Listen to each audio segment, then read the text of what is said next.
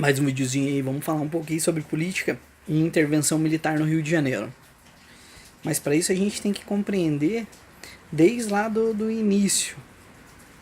O que acontece é o seguinte: se você for procurar hoje na internet ou até mesmo em livros sobre o militarismo no Brasil, cara,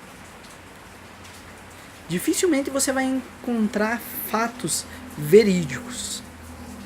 Essa história aí foi contada pelos derrotados, aquele pessoal que desejava o comunismo no Brasil. Pessoal esse que lutava com pessoas do tipo Che Guevara, que se você analisar o tipo de mau caráter que ele foi na sua vida, de fato, traindo amigos, matando amigos, destruindo o próprio país, por uma ideologia sem vergonha, porque toda ideologia que procura ter a supremacia não é boa. É simples. Usurpar pelo poder, não. O que acontece é o seguinte: o militarismo no Brasil ocorreu por uma necessidade do povo. O povo clamava por aquilo. Os militares, se você analisar as benfeitorias que eles fizeram para o Brasil, mas em números, em estatísticas, o que foi construído no Brasil é um absurdo.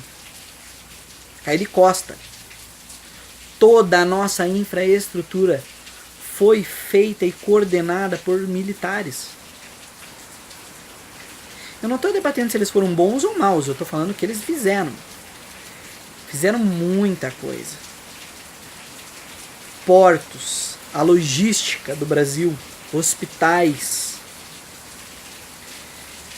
E deixaram essa estrutura totalmente organizada para os primeiros presidentes, que começaram a apadrinhar, colocando diretores que eles escolhiam, não por formação, mas por amizade, como são esses esquerdopatas, é a palavra, fazem.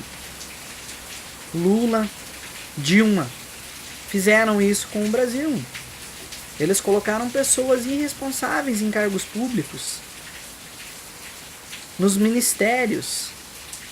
Eles não colocaram o médico para ser ministro da saúde e nem o militar para ser ministro da defesa. É história.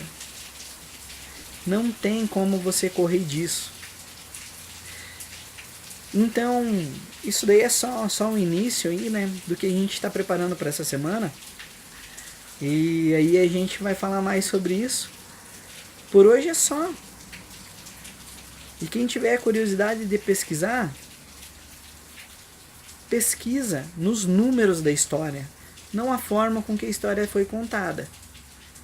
Porque a forma foi contada por esses bandos de pilantra que perdeu, mas era dono de jornal.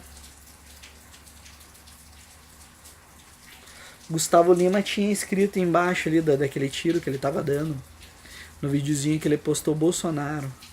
A Rede Globo escondeu aquilo. Será que é só isso que ela escondeu? Abração e até amanhã.